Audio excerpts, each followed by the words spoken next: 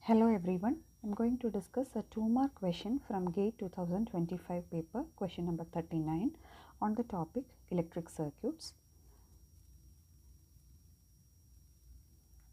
So the question is as here, in the circuit shown below, if the values of R and C are very large, the form of the output voltage for a very high frequency square wave input is best represented by.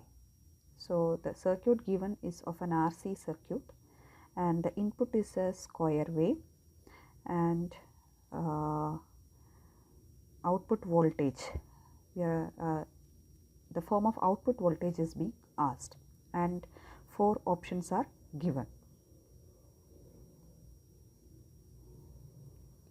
Refer to this NPTEL lecture link for a detailed discussion of this topic, RC circuit natural response. So let me try to discuss the key facts here. As mentioned in the question, there are 2 very important parameters. One is the value of resistance and capacitance in the RC circuit. So this is the RC circuit given, V out and V in. So it is being mentioned that R and C are very large values, and the second point mentioned is the input voltage is a square wave of very high frequency input voltage. Now considering these 2 points, let me see the time constant of this RC network, which is R into C, is much greater than T. So I can say R and C are large, and for a high frequency circuit the time period will be smaller. So what is the takeaway from here? So in this RC circuit, the capacitor C would not have sufficient time to either fully charge to the maximum input voltage. Hence, the output voltage would be less than the maximum input voltage. So this can be solved in a approach using the formula V naught is equal to 1 by RC integral 0 to T by 2 half time period Vi dt. So let's see how the waveform is, which is the input waveform.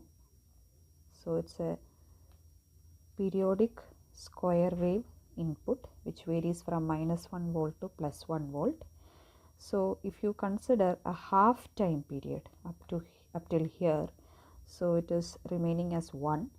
So I can say 1 by RC integral 0 to T by 2 1 dt, because the value of input voltage is 1. Now 1 by RC integral 1 dt will be T and varying from 0 to T by 2. Now let me apply this and it becomes T by 2 times RC, which is the output voltage. Now let us see this. So because RC is much greater than T, V naught will be less than 1 volt. Okay.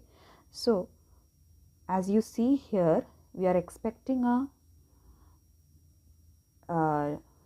variation of linear variation, but because RC is much greater than T, the variation would be by the time the capacitor charges to the maximum, again it discharges and it cannot charge to the maximum as of maximum input voltage. So always the V naught will be less than the maximum of V. So looking at the options A, B, C, D, only option C has the maximum voltage less than 1 volt, and also you see the capacitor charging and discharging is being evident from the output voltage. So that would be the voltage across the capacitor. So answer is option C.